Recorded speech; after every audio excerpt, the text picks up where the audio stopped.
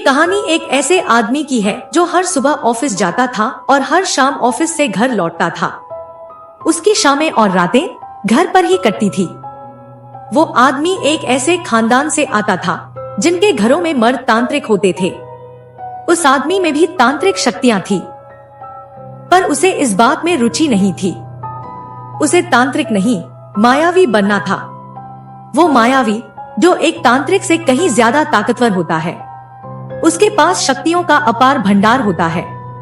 इस मायावी में बदलने के लिए उसे पिछले मायावी की आत्मा को अपने अंदर बुलाना होता है, और वो हर रात इसी कोशिश में लगा रहता है कि किसी रात वो अपने मंत्रों से उस मायावी की आत्मा को अपने पास बुला ले। इसी वजह से वो एकदम अकेला रहता था। उसके परिवार में किसी को भी मायावी को निमंत्रण देने की मनाही थी। उसके परिवार में ये एक वर्जित रीति थी। पर उस आदमी ने ताकत के लिए परिवार से किनारा कर शहर में एक नौकरी और अपनी तपस्या को जारी रखा।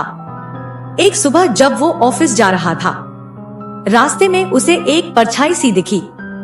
पर जब उसने उस परछाई की तरफ ध्यान से देखा तो वो गायब हो गई। इसे एक अच्छा संकेत मानते हुए वो उस रात को तबीयत के साथ मायावी को अपने पास बुलाने लगता है। आधी रात को उसकी इच्छा पूरी होती है जब हवन से उठा धुआं उसे घेर लेता है, और जब वो धुआं छटता है तो काली स्याही में गुदे चिन्हों के साथ उस आदमी का शरीर अब मायावी का हो चुका होता है। पर अगले ही पल एक सफेद पट्टी उसके शरीर को लपेट लेती है और वो वापस अपने घर पहुंच जाता है, जहां हवन के सामने बैठे उसके परिवार वाले उसे समझाते हैं कि मायावी एक तांत्रिक से ताकतवर तो जरूर होता है, पर वो उस शक्तियों को अपनी मर्जी से तभी इस्तेमाल कर सकता है जब वो आजाद हो, तब नहीं जब वो किसी तांत्रिक के वश में हो।